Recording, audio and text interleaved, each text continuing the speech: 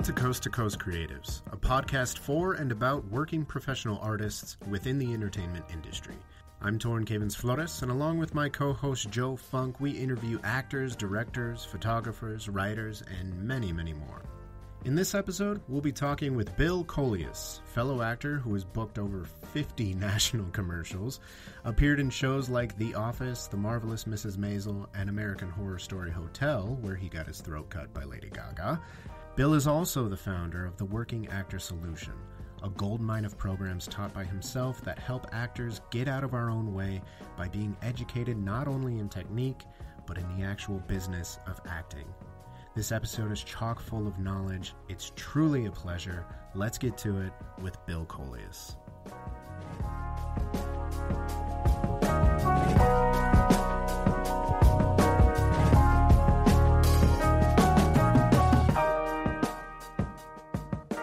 Today we have Bill Coelius with us, and it's safe to say you are a successful career actor, Bill. Your resume includes over 50 national commercials, and I'm sure you're updating that all the time. And your credits include shows like The Marvelous Mrs. Maisel, The Office, Modern Family, American Horror Story, and that's all I listed, but there's a lot more on that list as well. So we are honored to have you here today with us, Bill. I've watched Thanks, his reel. gentlemen. Yeah, thank you. It is an honor to be here. All around. And so for the last couple of years here, you have developed what you call the Working Actor Solution. Tell us a little bit about that. Yeah, the Working Actor Solution is actually, it's a bit of a trick, or it's more of an observation, I think. The thing I think that we get into trouble with the most, because I've been an actor for over 25 years, but I've been making money at it, and haven't had to take jobs that I didn't want to take for almost close to 2 decades now. And I really found that really interesting because so many students that I teach, they just want to say, I just want to be a working actor. I just want to be a working actor. I was like, well, what does that really mean? Because even as a working actor, I've had years where I've gone without a job. And yet I'm like, but I'm still a working actor. Like I'm getting residuals, I'm taking classes, I'm watching work, like I'm studying, like what is this thing called a working actor? And I think so often we confuse working with money. And I think that this is a really essential element of longevity of career, because at this point, I'm like, well, I want 20 more years out of this thing. How can I squeeze this lemon and give me more work? In commercials, there's like, a Metamucil ad waiting for us at the top of that hill. And Jason Robards in Magnolia is dying, literally dying, and in bed filming a scene about dying. And I'm just like, this is fascinating. We never have to quit until we are literally forced to quit. And to me, it became this banner flag of letting actors know that when you are a working actor, what we are actually pursuing is not the money, because that's actually something that's not in our control. That's already been decided. By the time we get the job, we have nothing to do with that. And so it's this idea of the longevity of career by focusing on what we can control. In our audition rooms, in our careers, in our relationships, in our careers. And so I really started to focus on that to allow actors this deeper understanding of what it actually means to be a working actor. And that includes research, that includes mentorship, that includes classes, that includes body work, voice work, that includes even thinking about what acting means. Yeah, I love this. Yeah. I love how we're already talking about there are so many things that are out of your control. And even if you've been doing this for years, it's easy to get in that mindset of, turning it back on yourself and getting negative and thinking about, well, what's wrong with me? What's wrong with what I'm doing? And especially right now when we have potentially some very slow times coming up with the current WGA strike and possibly other guilds joining at some point. You already touched on this a little bit, but expand a little bit on what actors can be doing right now to continue growing and learning. What can they do best with this time? I love it. I mean, the list is endless if you really think about it. And it starts with, first off, a very strict schedule. I think the killer is, that's one thing that killed me when I moved to LA. I was like, sunshine. I don't have to do anything. And this got to be about midday. And I'm like, I want to shoot myself in the face. Like I can't take it anymore. So I think the very first thing that you need to do is to set up a goal for yourself. You need to set up very strict, accomplishable goals that then feed your daily activity, that feeds your weekly accomplishments, and then lead into your 1 month, 3 month, 6 month goals. And if you have a structure like that, oh man, it's kind of like the more strict your structure, the more free you are to explore how to accomplish those goals that you want to accomplish. Specifically for me, I think meditation is essential. I think exercise is essential. I think focusing on the food that you're putting into your body is really important. And start reading about that, because again, we're talking about longevity of career, right? And it's going to be really hard if you're like carrying around this body that is not so healthy and is 1 foot in it. We want to really keep this gorgeous thing that we have healthy and going. Yeah, I completely agree with that. And I try to do that every day. Eating healthy and being good to myself, exercising. I mean, as a working actor, a lot of the time we're in our own home, for a long periods of time. And it can get a little antsy at times. And so I find that, exercise, just heading to the gym or doing something even, outside, like jump roping or something. When I'm finished, I feel like my head is clear. I feel so much better. And I know that exercise is just a tiny bit of what you're talking about, but I definitely feel that. Yeah. For me, it's conscious walking. So I try and put in 30 minutes a day and walk with a attentiveness and try not to daydream and focus on my breathing and focus on my feeling the ground underneath my feet, feeling the air on my skin, and just making that kind of a conscious activity. Too many studies have shown already that if you walk 30 minutes a day, if you walk 30 minutes a day consciously, that is going to add just years to your life, much less the immediate response of being present, which is essential in our audition rooms, being gracious and full of gratitude for this amazing earth that we've been given for such a short period of time, and just dedicating to that event every day and blocking out that time in your day. This is my 30 minutes and this is my minutes, and nothing is going to get in the way of it. Industry, loved ones, pets, whatever it might be. It's like, this is it for me. This is my 30 minutes right now. And I find it to be exhilarating, actually, weirdly and nerdly, but it's a great opportunity just to bring yourself to this moment now each day. I love that, man. I love that so much. Michael Keaton said, the audition is the work. Being on set is the fun part. Right. But from what you're saying, that it's like that expands more to like, the audition is the work, but also what you were just talking about, the exercise, the walking, the eating, like that's all the work. Yeah. Yeah. And I feel like for me personally, like if I let that wander, or if I don't have a particular list or a focus on it, it just like, I'm like, oh, this chocolate thing looks delish. Or like sugar pops, sure. Please. Or please, I have a massive cereal addiction if I'm not careful. It's just left over from childhood, Oh, yeah. And if you don't keep an eye on those kinds of things, like that kind of old behavior is so quick, like nature just to grow itself into the cracks again. And then you just have to create new habits for yourself on a constant basis. Yeah. So that's why I think scheduling is really important. Okay, yeah, the scheduling, making these habits, making your mental and physical health a priority leads to this sense of gratitude that you just described. that leads me into, tell me a little bit about, on your website, you describe a philosophy of service.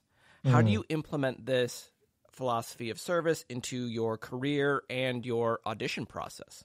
That's a great question. I mean, for me, when I was in my 20s and I was in my early 30s, I was miserable, just miserable. I was miserable. And even though I was booking, I was miserable with my career. I was miserable with myself and my interactions with the world. And it was just got to the point where I was like, this is unsustainable. Like I'm not having any fun. Nobody around me is having any fun. Like what else does this lead to? Like what is my experience here? And what is my next couple of decades going to look like on this earth? And I wasn't digging where it was going. And I began to recognize that I was suffering from intense fear in the audition rooms and on set. I had too many moments where I was freezing up on my lines, where I was petrified, even though I had just run the lines like 100 times. Like I was petrified to get in front of that camera, of being exposed for being, an imposter, or just what if I mess up and I'll blow takes and everyone will be angry. I had all this narrative going around in my mind. And again, unsustainable. I was like, this is not fun. Why am I doing this? Why am I including this in on something that I love to do? And I was recognizing like, oh, wow, everybody else in this room is kind of terrified as well. That's where I'm picking this up from. In commercials specifically, like they have no idea if the commercial is going to work. Imagine that, right? I mean, they have no idea if all the time and energy and money that they're pumping into this 30-second spot, they have no idea. And so I find that really, you'd walk into these rooms and it just felt like somebody's going to die in here and it might be me. And it just was not, it wasn't, right? It wasn't palpable. And I hope that speaks to a lot of actors' experiences, because a lot of my students talk about the same thing. It's like, I get so nervous. So I was like, all right, how can I defeat this? Or always a better question to ask, how can I use this to my advantage? Right. And I begin to recognize, I'm Midwestern, right? So I'm a Michigan guy. And I recognized, wow, if I really pull on what were my original lessons, what were my home lessons, what worked for me as a kid. And what worked for me as a child was being gracious and being honest and being truthful and helping. That was something that always drove my mom, who was a dairy farmer, and that kind of background was like chores and getting out there and raking the lawn and doing the thing. And I was like, why am I not doing that in my room? Because it was all about me. It was all about my audition, my fear, my all that. Ugh. And I was like, what if I just go in there and I just ask, how can I help? What if I just go in there and rake the lawn? And what if that was just my job? And I really kind of committed to this idea. Like, I was like, I'm just here to help. I don't care if I get the job. I don't care anymore. I'm just here to help. What do you need? And I started to ask that question in my action and in my thinking. And I let that guide me. And lo and behold, there were some clouds that just went whoosh and cleared. And I started to have more fun. And then, of course, I started to book more. And I was like, interesting. So this became the rock foundation of my work. And this now informs me, now that I've had a decade or so to really dedicate to this idea. This informs what I do in the audition room, how I interpret my scripts, what I'm doing on set, how I'm writing letters to directors to thank them for their work, how I interact on social media, how I treat my family most of the time. Like it is essential and incredibly problematic against the industry to give up the need to book, but just to be here to help. And when I say service, it's confusing because there's a lot of different meanings of that word. For me personally, it is being present to this moment to recognize what is needed. Because there's no way that we ourselves can be present to this moment if we as actors are in fear-based thinking. Oh my God, no one here looks like me. Oh my God, everybody here looks like me. This is my first audition. This is my 10th audition and no callback. This is my 10th callback and no job. Mm-hmm. Is this shirt right? My personal favorite. Like all of that is fear-based thinking, which the camera picks up on. And now we look and smell and taste like everybody on the other side of that camera, and we get rejected by our future bosses. Because that's what the camera's picking up on, is our thinking, as everyone else does. Yeah. So you're entering these auditions and just your life in general with this question of how can I be of service? If that's your mantra going into an audition, what is your mantra leaving an audition? That's really funny. My mantra leaving an audition is always, will I get to my next audition on time? That's the thought that I've incorporated, because it keeps me out of, oh my God, did I book that? What did they think of me? Do I like that? And it gives me an energy of I'm moving out onto my next, which is also read by everybody in the room and on that camera. Thanks so much, everybody. Got to go.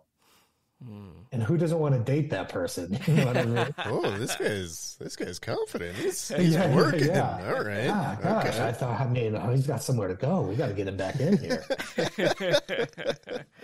And the audition process has evolved pretty drastically over your career. And I imagine that the introduction of self-taping, which is pretty standard at this point, brings on a whole new level of overthinking and anxiety for actors. Where do you fall on your philosophy of approaching a self-tape? Right. Well, again, it's all about service. I love self-taping. I got this one commercial audition in the morning. I put it on tape, got it back to my agent, who got it into the casting director's hands, while I still would have been on the train on the way to a live audition. And I was like, oh, this is awesome. This is awesome. So I love self-taping. I love being able to do my own work. I love not having to take the fear in the room on. Like, I feel like that just, like, I just get to be myself in my own service, in my own room, and do the work. And I've always felt that auditioning is its own beast, right? It's a lot different than being on set. That's just a totally different skill set. But now I'm just cutting out every director, every producer, every casting director who's already terrified, and just letting them stay at home and letting me do my work. And I love that. I love it. I love self-tapes as well. I really do. Well, for all the reasons that you said, and also medically I can't drive, so it makes it so much easier. Oh my God, you were in LA. I was in LA. Yeah. Wow, that's hard. There were times when I had to try and get a shift covered at my day job in LA and make it across town to a commercial audition. Yeah. And yikes. You know, it would have been so much easier to do my day job shift and then come back home and do my audition, or do my audition and then go to my day job. Right. Or even just pop into the bathroom at your day job and knock something out on camera, and all of a sudden, boom, here's my self-tape. Yeah. I'm going to go back to work. Instead of trying to juggle all that and not making the audition, and then the agent sending me a very strongly worded, nasty email and then dropping me. That's a true story. True story. What is the review process like when you're doing your own self-tapes?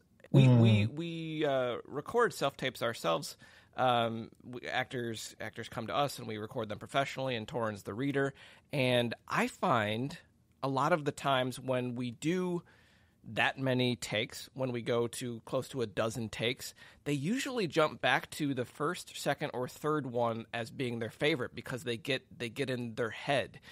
Do you have that problem as you're self-taping? It is absolutely a rule of diminishing return. I totally agree with that. I would say if I hit double digits, it's time to walk away. It's just not, get out of right? there. It's not helping. You're just not helping yourself anymore. No. Now it's just having to make up for that one little glitch that you think is going to make or break that role. And you're like, they don't care. They don't care. They barely get through the first minute of your audition anyway. Like they're never even going to see the end of your audition. You know, I mean, sometimes I just want to do a self-tape where I take my shirt off at the end and just see if anybody even notices it, right? That's funny because it's like some auditions, they'll send you like 3 pages, like 4 scenes. And it's like, they're never going to get to it. They're never going to get to it. In fact, I would argue that they understand you within the first 10 seconds. Yeah, they're gonna say yes or no to this person within the first 10 seconds. Talk about that. Tell me how can you make a good impression in that first 10 seconds? Well, again, I think it's service to the script. I think it's first off not paying attention to, oh my God, I got to knock it out in the first 10 seconds. That's like not pressure that we need. I think that if you are, and I teach this in like my TV and film classes, like if you need to ask very specific questions to put yourself in the understanding of that character and where you are and what your relationships are and be fully embodied in the thinking of that. This is the other thing too about being in the room. Like I remember being in the room so often and some casting director would start the scene on me and I would have to have that first second of like catching up as the actor. So when I was in my rooms, I'd always say, is it all right with you if I just give you a little nod when I'm ready? Because then I can just get into it, right? If they have the first line. If I have the first line, I'm going to say, I'm just going to take a little second and then I'm going to start, if that's okay. But in my self-tapes, I get to wait until I'm actually within the thinking and the reaction and the trueness and the presence of that character. And while my camera's just rolling, and then I'll just edit to that first moment. And I love that. I think that it's truly dedicating to the entire essence of the scene, but just knowing they're never going to get to the end of it anyway. It just kind of takes the pressure off. It's like in my discussions with directors, and please everybody write in and leave comments about if you think this is absolutely nuts, because whatever I say, there's always like the exact opposite of someone else's experience, which is great. But if you're a director out there, a producer, or listening to this, like, please let me know if you really watch them all the way to the end. I just find that I just don't see when they have like 60 self-tapes to get through. Yeah. How are they possibly going to watch 3 minutes of each thing? It just doesn't. The ones that really fascinate me are where it's, I recorded one, I was a reader for a friend of mine the other week, and he had a couple of lines. We had a couple of lines back and forth. It was a dinner table scene.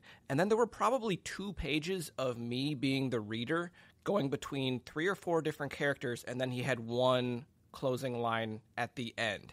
So we had 2 pages to figure out how to react to this. And I was, while I was reading it, I was thinking, like, how are they going to watch 3 minutes of this to get that one little closing line at the end? And what was your answer? I doubt it. Yeah. I highly doubt it. Reactionary stuff is important. You know, you want to see if the actor can listen. Sure. But 3 minutes of that is a little... You know if that actor's listening within the first 2 lines. Yeah. Right? Yeah. Right. I want to say real quick, we were talking about how many takes an actor does in a self-tape audition. And they usually come back to the first couple, you know, right at the beginning. Yeah, right. How do you feel about that? My actual rule is that I'm only going to give myself usually double the amount that I would get in the room. So if anything, that's like 4 to 6. 4, yeah. Yeah, right? I mean, because you're going to get like 1 or 2 takes in a live room. Like, why would you go? Because I feel that overall, like my general rule is like I've nailed it in 4 or 5. And anything that comes after 4 or 5 is that's just, yeah, everybody, don't overdo it. Don't overdo it. Like, just enjoy the process, get it on tape, send it in, and move on to the next. And trust yourself. Yeah, sure. Yeah. Sure. And you've talked a lot about how it's important to make a strong first impression. What is your approach on slate shots within your submission? Is it important to also make a strong impression in your slate shot? And if so, how do you do that? You know, oddly, we work on slate in my commercial class. We actually spend a lot of time on slate because it's your first introduction. It's your business card. It's your handshake to your future boss. It's how I've talked to casting directors who've said, yeah, we hired that person off their slate. It happens. Wow. Right? Because we get vibes from people as soon as we meet. Like, we know whether we like somebody within the first, that's just evolutionary. It started with, will this person kill me or not? And now it's like, do I want to hang out with this person? Right? After thousands of years. So that's our slate now is, will this person kill me? And do I want this person on my set? And sometimes still that, yeah. Yeah, sad. Yeah, we know actors out there, right? So slate is all about introducing yourself in service. As if you're not getting this is kind of my thing.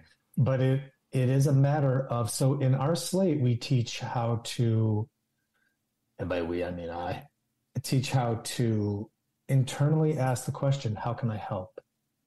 Listening for the answer, creating an outward energy instead of an inward evaluative energy, right? Because most of us as actors were like, okay, Bill, please slate.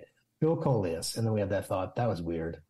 My voice, my shirt, my hair, whatever it may be. And we go in. Yeah. And we go in. And the camera picks up on that. And now we look and smell and taste like everybody on the other side of that camera. And they don't want to have anything to do with what looks and smells and tastes like them. They're already terrified enough as it is, right? Yeah. I mean, we know this from our own experience when we ourselves are feeling nervous or full of anxiety. And someone comes up to us with a true intention and really asks, what do you need? How can I help? They become our new best friend. Versus this guy, that sucks. What are you going to do? It's like, get away from me. You are not helping me right now. Get away from me. And I think that's how most actors walk into that audition room with a little tinge of like panic because they need something in return. Yeah. I've viewed it so many times personally that an actor will come in and have an amazing audition, whether it's a dramatic scene or if it's a commercial audition, and then we get to doing the slate. They usually want to do that afterwards, and they freeze up and they say, "Man, this is my least favorite part." Or they pull out we have to do the full body shot in the slate, and they're like, "Well, what do I do with my hands? How do I? What do I do here?" They get really uncomfortable as soon as they have to just be themselves, which is very interesting. Yeah, and so that's, I think, what this idea of service really. Our job now in service, and I say this a lot in class, is to be interested and not interesting. So that body shot, all that is just being a wax figure for 2 seconds while they just look at your body. Just let it be, because that's what they're looking for. So let that happen. Yeah. It's not, oh, what do I do with this? Well, when we start filling in the I too often in our sentences, we know our service is out the window. I tell my students that same kind of thing all the time. You're enough. Yeah. If you're just you up there, like in an exercise, we're going to find it interesting because humans, as they are just fascinating. So don't push, don't try to be interesting. You're enough. Yeah. And how hard that is to actually accept. It is. Yeah. Right. I mean, how many of us this morning looked in the mirror and went, yeah, this guy. Right? That is not a thought. And so that is something that has to go on your itinerary. And I'm not talking about boasting. I'm not talking about better than. All I'm purely saying is understanding the fact, and it is the fact, that we are amazing. We are amazing. And producers and directors think the same thing. Directors and producers think that actors are amazing. I was in this callback once in this commercial, and I heard a producer lean over to another producer and whisper, "It's like he actually loves the toilet paper." Like, yeah. That's awesome. I was like, yeah, that's my job. That's my job. Like they think that the choices that we've made in our careers and our talents and our abilities, they're just like, it's like a Merlin magic show up there. They're like, wow, I could never do that. And they think that we are amazing, and yet we fight so hard to not believe that. Yeah. Which is kind of what makes service so interesting in commercial work, is that we're actually going into the belly of the beast. Because how could we possibly be amazing when all we're hearing from the commercial world is you are not without this product? So we're kind of bringing this really kind of different way of thinking into this very strange society, which is corporate advertising. But when we really embrace this idea of how can I help, we become like no actor they've seen that day. And they just gravitate towards you. They don't know why, but there's just something about them.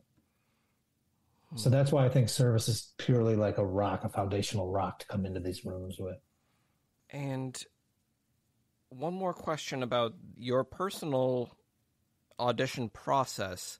Self-tape callbacks or Zoom callbacks are very different than walking into a room.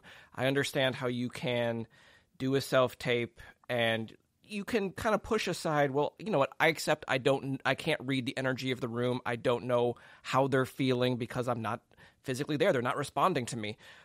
But how do you approach a Zoom callback audition where it's like you kind of get half of it? You're getting a little bit of feedback, but you still can't feel that same energy. How do you emotionally approach a callback? I know, it's crazy, right? And it is a new skill that we definitely have to develop. I won't lie, like I was in my first in-room callback for a pretty massive role just 2 weeks ago, and I slid that sideways. I had not been in a room for years. Me too. I had one last week. Yeah. And right? it was like, it blew my mind. Yeah, my mind was literally leaking out of my brain. I'm like, I'm so sorry, everybody. Does anyone have any napkins? Like, I was like, I am out of my head right now. Like I was in my head. I was totally in my head.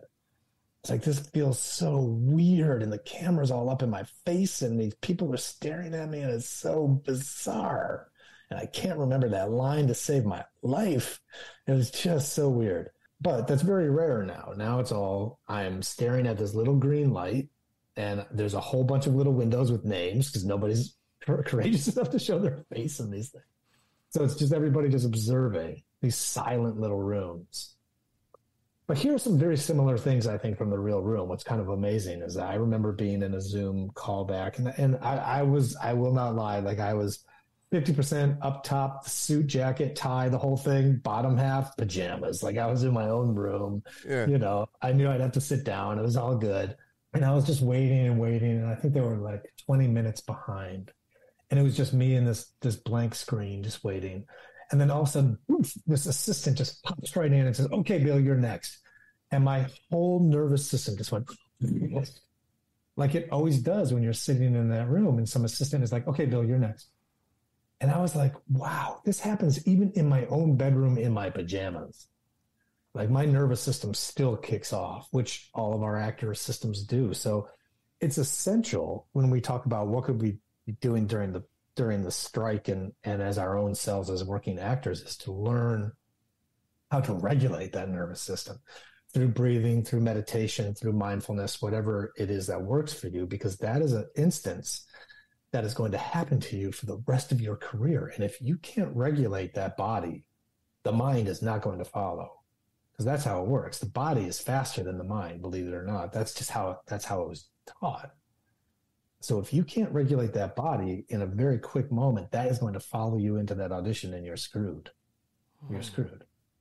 Technically, I think in the Zoom rooms, I think you need to practice how to address the camera instead of addressing the Zoom windows.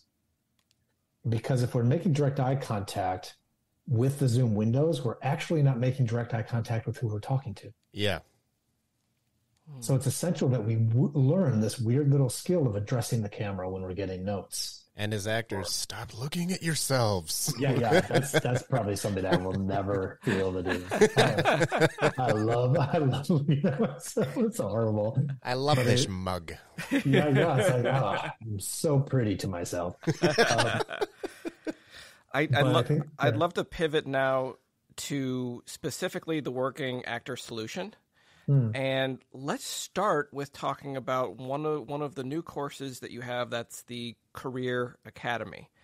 You describe this as a program that will teach you everything I wish someone had told me about the business when I first started. Yeah. I'm intrigued by that. Tell me a little bit about that.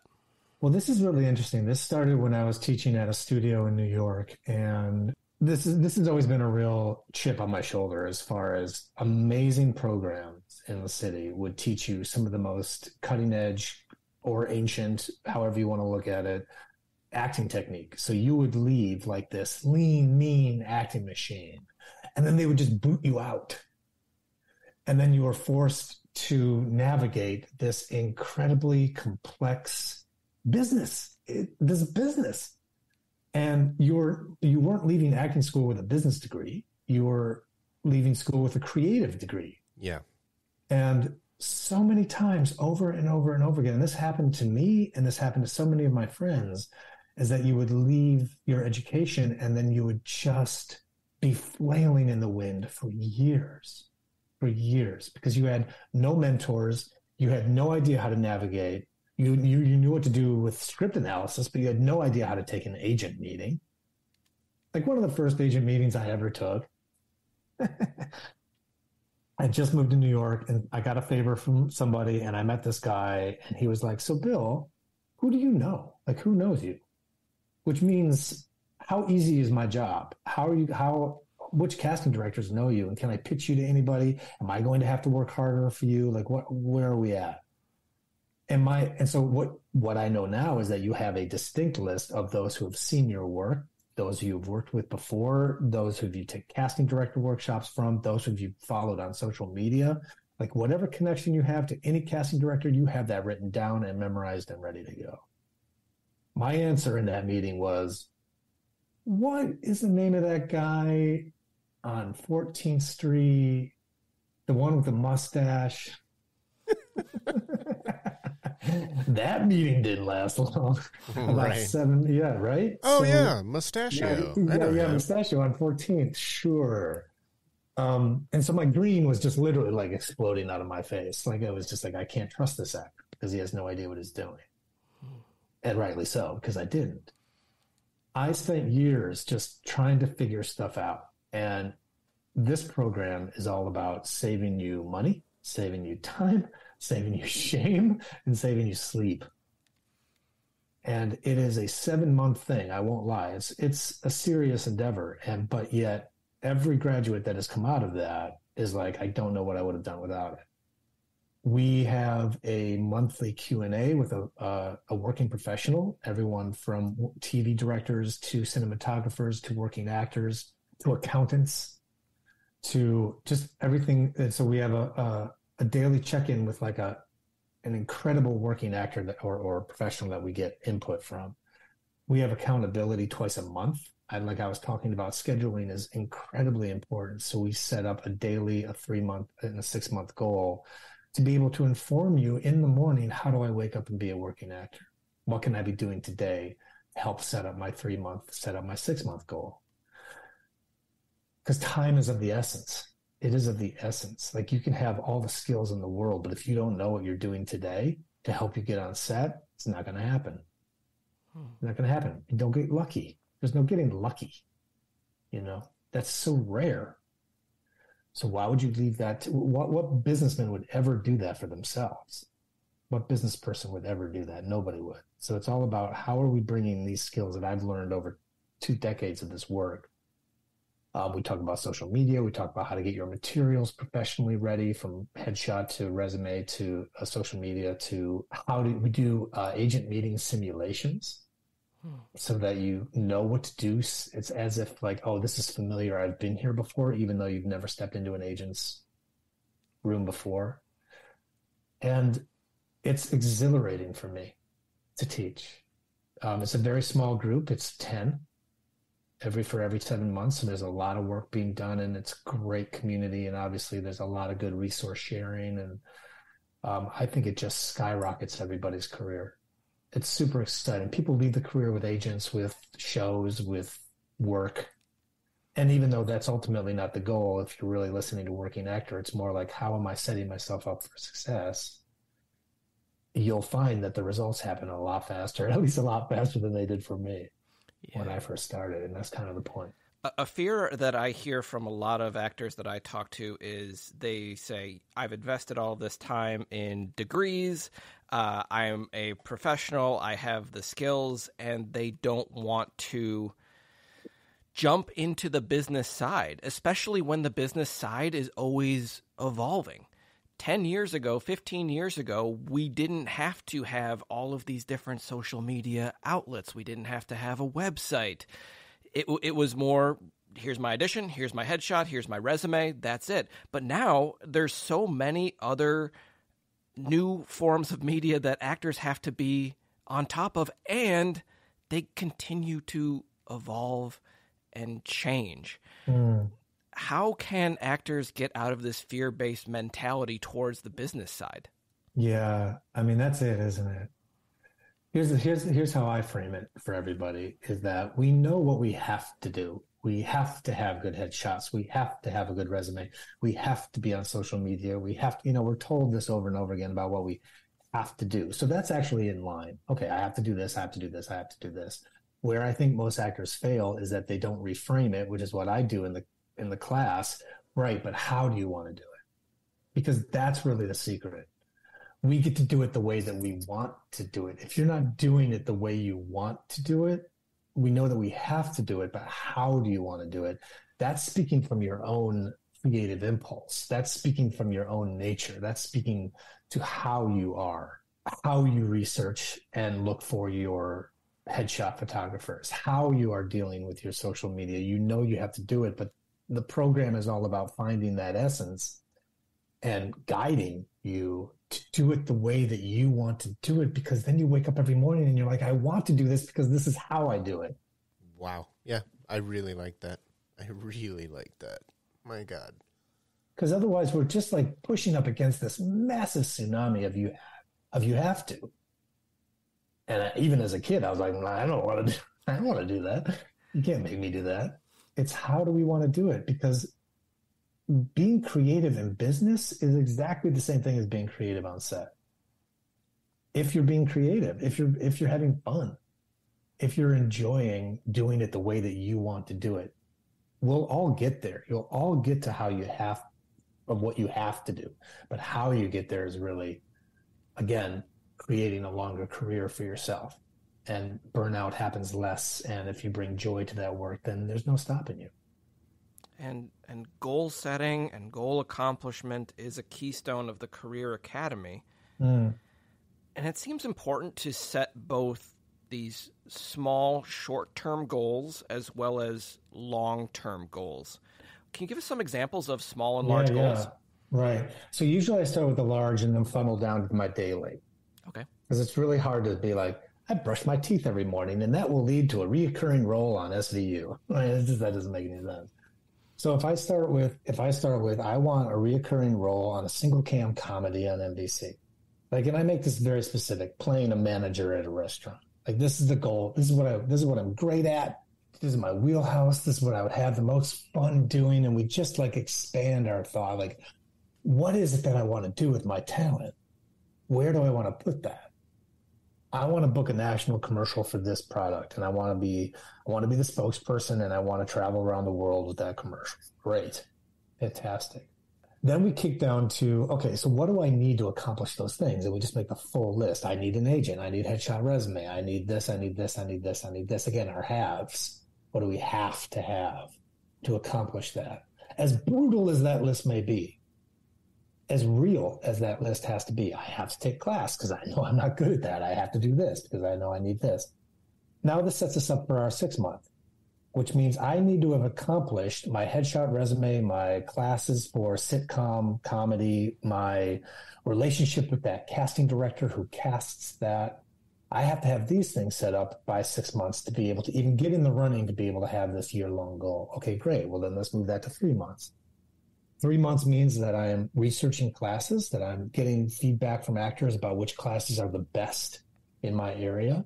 I'm researching headshot photographers. I am getting myself into the proper body that I want for this kind of role. I am taking casting director workshops to meet this casting director so that I can have a relationship with them, even though I may not have an agent in place at the moment. And I'm finding agents through my friends, and this is how I go about doing it.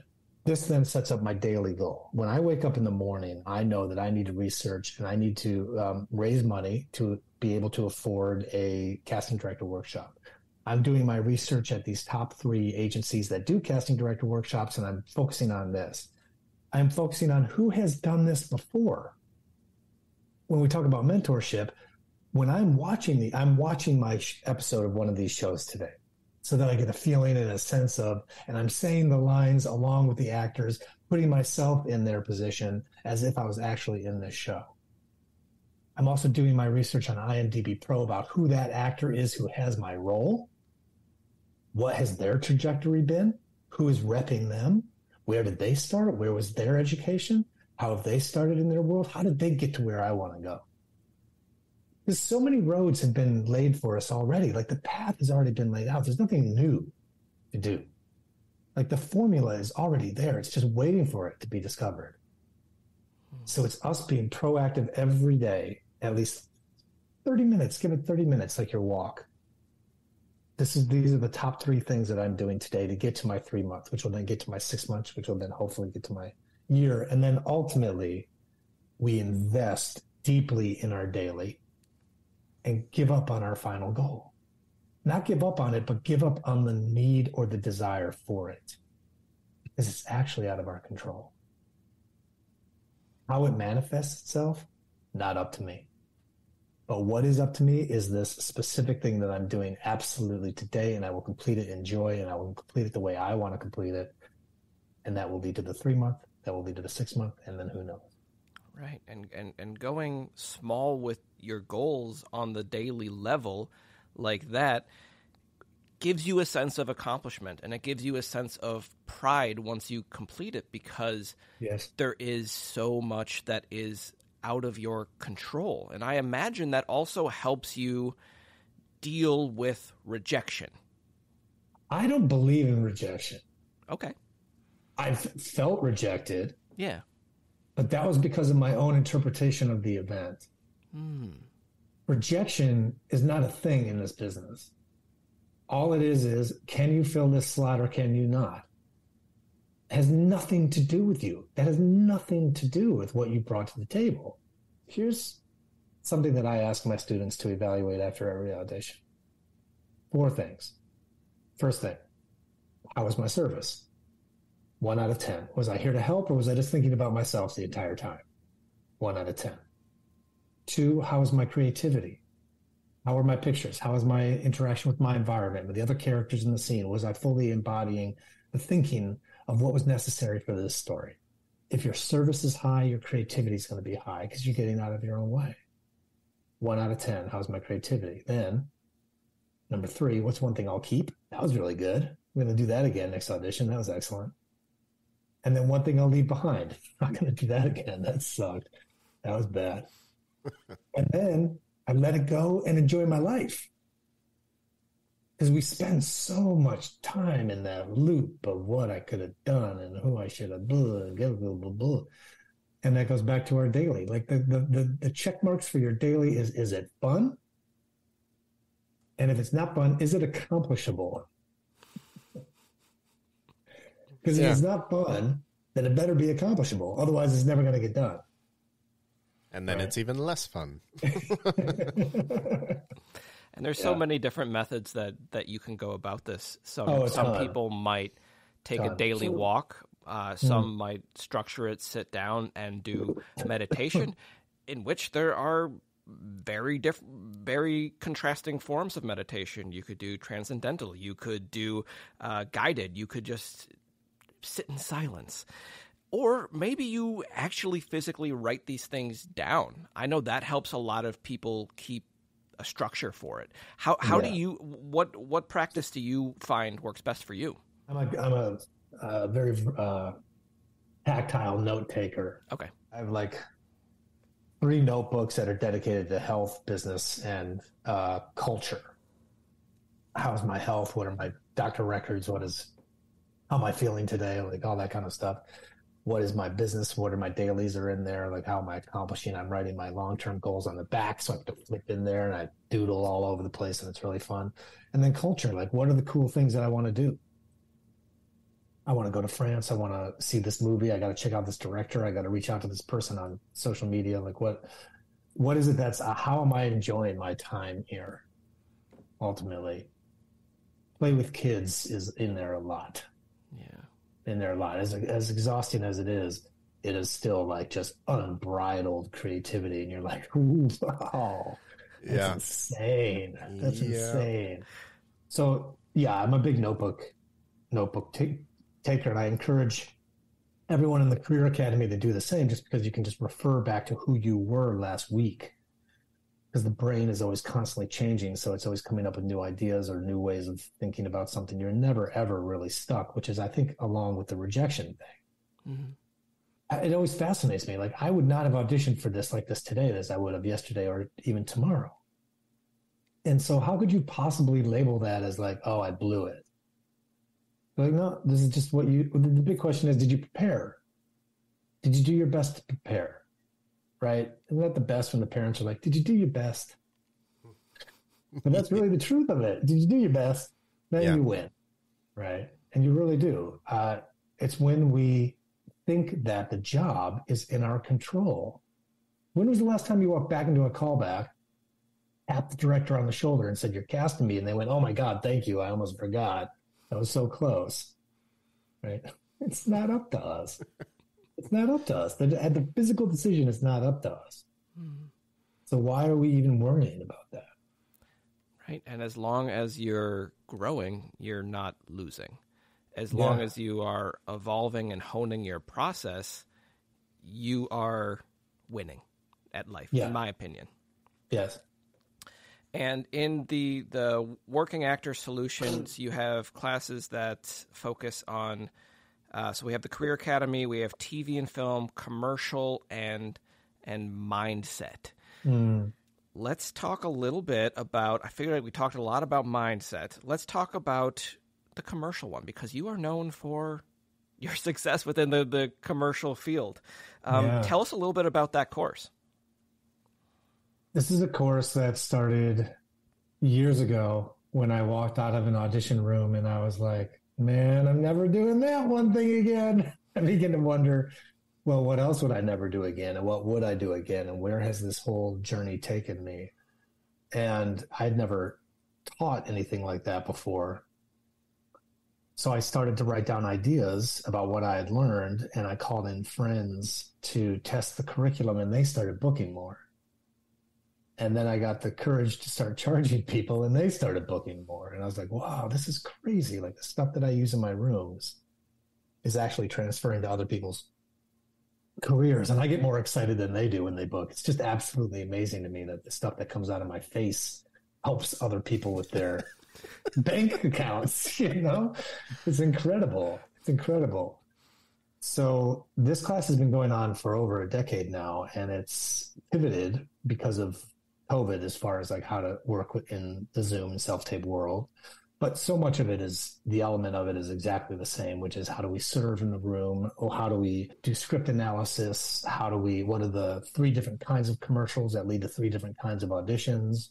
How do we do tell us about yourself story auditions? What do we do? What's the one thing that you do in the callback to book the job? Like all this stuff that has really proved to be, I think, really helpful to a lot of people, because commercials for some reason are this strange little unicorn that actors, like I know professional actors that are just like intimidating in their prowess and their ability to rock a stage or get in front of a TV or film set and just be amazing, but yet they're absolutely terrified of commercials.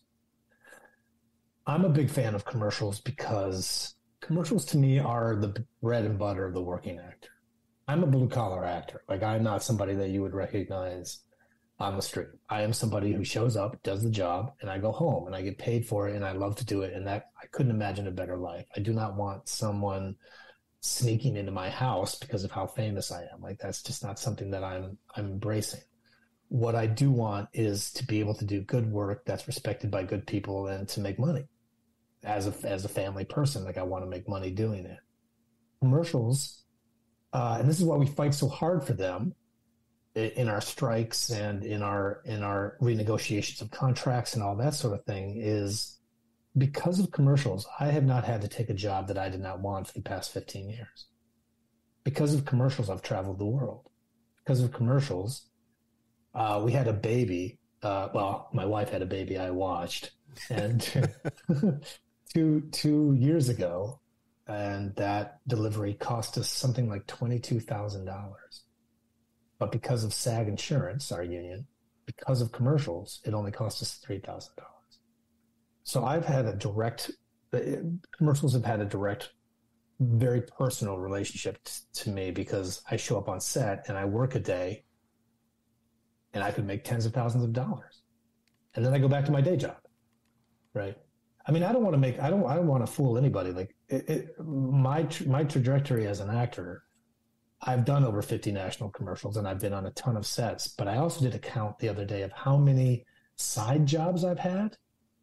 Everything from like flower delivery to dog walking to catering, like each catering thing. Do you know how many jobs I've had outside of acting jobs? Guess. Give a guess. 12? 50. Oh my God. So the special skills section on your resume is probably really stacked. Three less than the actual amount of commercials I've booked. Okay. Yeah.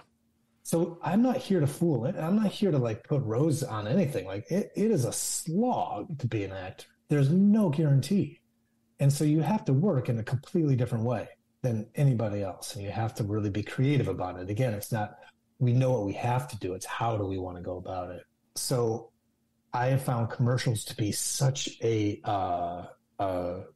release of that pressure. Because when you book a commercial, that means that you can pivot that money back into your career. You can go to more classes. You can get better headshots. You can take vacation.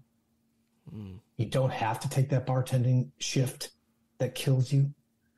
Like it's just a delicious reliever of the pressures that we live under as actors. How are we going to make that nut?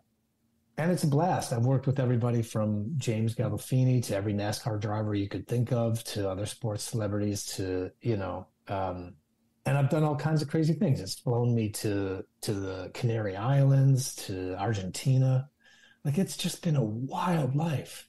Wild. Yeah. Because of this work. Now, that said, I don't have any special skills. It's just that I've done this over and over and over again, and I know what works. And you only need one audition. You just need one audition, and that opportunity is waiting for you. The big question is, do you know what you're doing?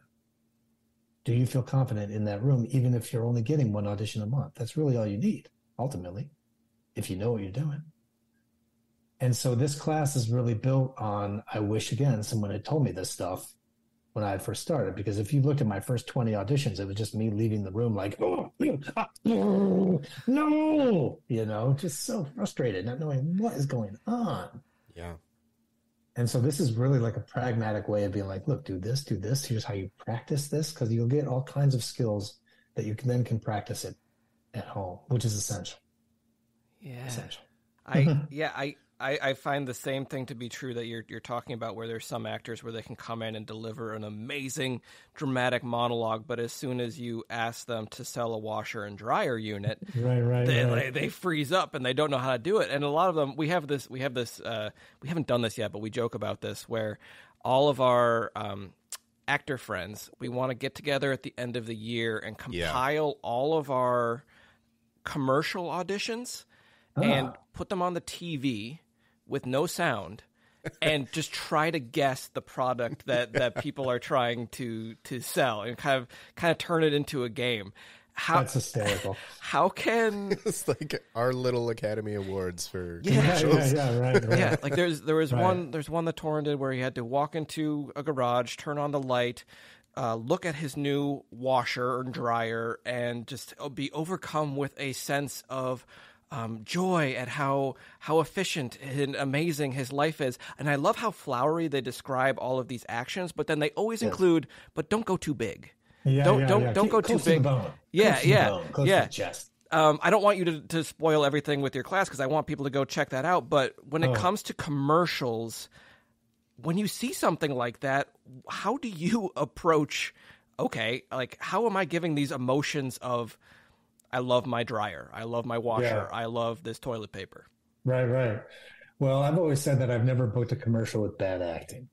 And that's a question I get a lot. What's the difference between TV and film acting and commercial acting? And I'm going to say there's not. There's not. Good acting is good acting, period. You are living under different circumstances in a TV and film script than you would a commercial script, but it's still a very truthful, honest, from your own self reaction. And also to keep when you get like that kind of descriptor of character, and we want him large and enormous, but keep it small. Like, just keep in mind and keep this mantra in the back of your head at all times when doing commercials. They have no idea if this commercial is going to work. Like you show up and no one in that audition room looks like you, your very first thought should be, yes, they have no idea if this spot is going to work. I come in service. I have a great technique. This job is mine. Now you show up and you look exactly like everybody else in that room. Your very first thought should be, yes, I'm right in line with what they want. I come in service. I have a great technique. This job is mine. Basically, don't talk yourself out of a job. When we start bringing in the fear of what do they want, that's already under a false premise because they have no idea. They may know what they want, but they don't know if it's going to work, which means that they are fully open to any other ideas. That's why they're auditioning so many people. Yes. So what do we learn in class? We learn how to read a script so that you can get notes, the hidden notes from the copywriter about what they want you to bring in. Again, how are we serving the script? We learn how to slate in service. And we learn, when we, like, have we had tell us about yourself story auditions? Mm-hmm. You had those? Oh, yeah. Yeah. How do we feel about those? Yeah. Right? I do enjoy them if I get to tell, like a story about my life or something, right. If I, right? And yeah. what about the other ones? Well, it's a little awkward. Yeah. Yeah. Well, I've seen a lot of them, and I find that the actor struggles with being authentic while also being performative. So they can't find this balance of, like, I still want to be truthful, but I do have to really hype up this event or go emotional with it. So there's a struggle of, like, am I just myself? Am I a character? What do they want to see? Right. Yeah. So here's what I teach in class about those. Because that's one of the three different kinds of auditions. One is improv, one is scripted, and then one is tell us about yourself. And first off, how do we know that this is happening in the room? Because you should always know what kind of audition it's going to be like. And we know it's tell us about yourself story because there's usually no script or there's no storyboard, which are pictures of what they think the commercial is going to look like. And watching actors walk out of that Zoom room, they're walking out like this because they probably just had a really bad one. We have these stories memorized and ready to go.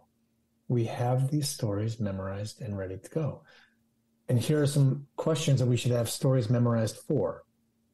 1, tell us about yourself. 2, tell us what you're doing this weekend / what you did last weekend.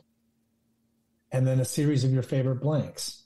Favorite food, favorite music, favorite TV show, favorite movie, favorite holiday / vacation, favorite job, and favorite joke. Here's some guidelines for these stories. They should be 30 seconds or less, or at least feel like they're 30 seconds or less. They should have a beginning, middle, and end story structure. You need an opening line that grabs people's attention. Rhetorical questions are really good. Have you ever been to Panama? It forces the listener into the story by having to answer that question themselves. Advertisers use it all the time. Like, what's in your wallet? Yeah, what is in my wallet? Right? And then just little moths come out. Yeah. Well, that's why you want to do a commercial. And then know your last line so that you're not trailing off. And that's why I like pizza. I'm sorry. I'm sorry.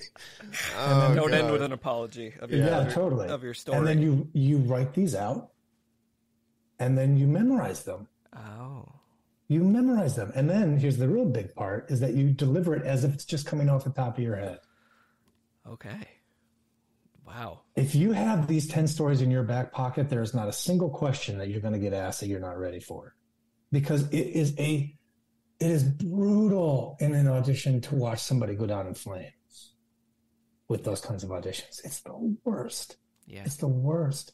And I just don't understand why do you not take the time to have these ready? Like one of the biggest spots I ever booked was for a Barnes & Noble bookstore. Both auditions, the first audition and the callback, were, what are you doing this weekend? Stories. And I just don't understand why people don't have these prepared. Like, why are we riffing? Yeah. That's nothing but fear. That's nothing but fear. Especially when you have a time restriction.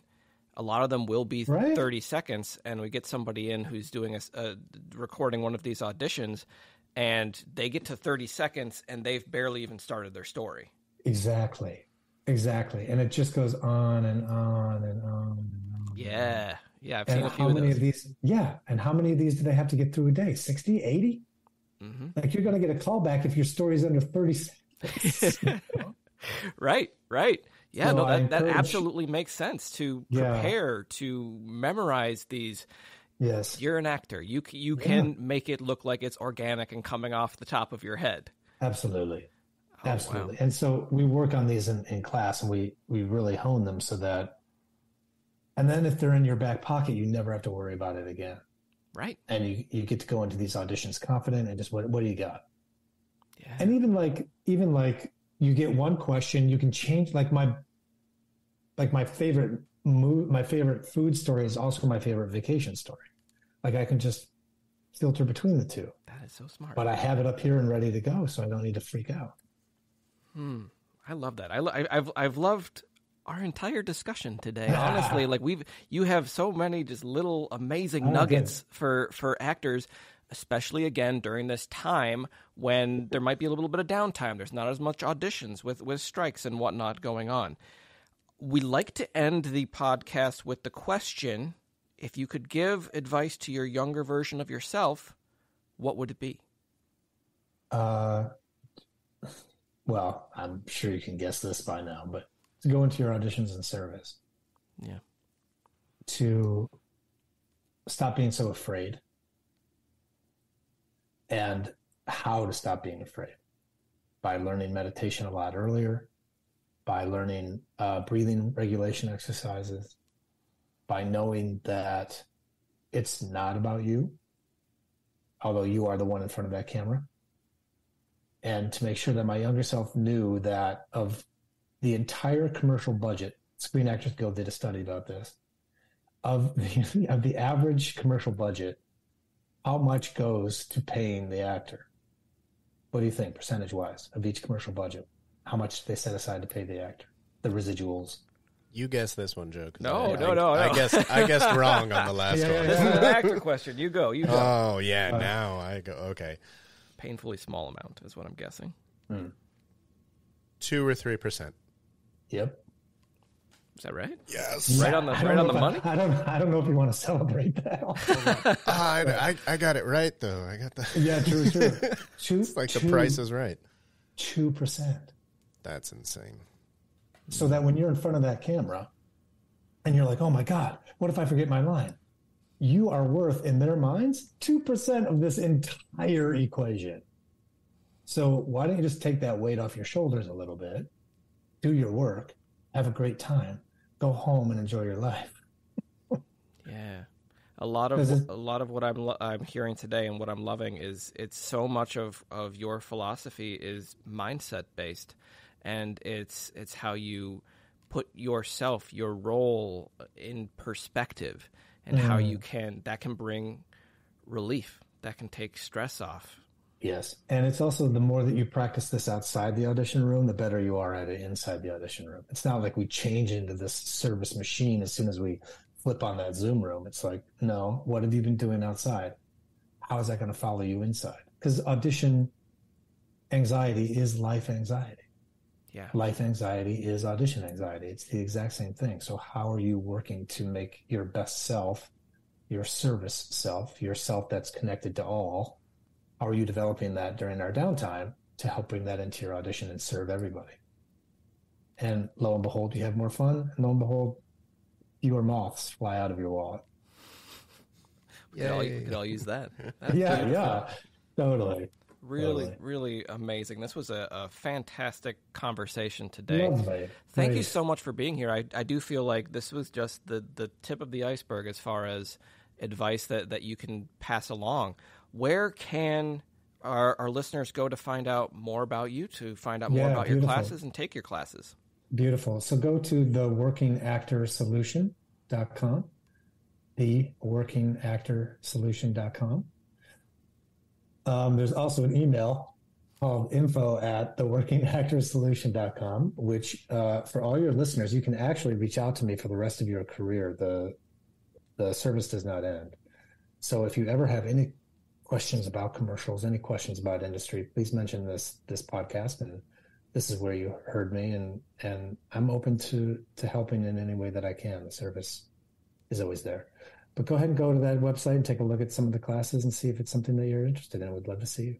Amazing. Well, thank you so much for taking your time to be with us today. Yeah, thanks, guys. And blast. If you're coming out with any future classes, please come back on the show. Let's talk some more about this. We'd love to keep this relationship going. Would love it. Absolutely. I'll see you around the flip. All right. Thank you so much, buddy. Thank you, man. Bye, guys. Thanks. Bye.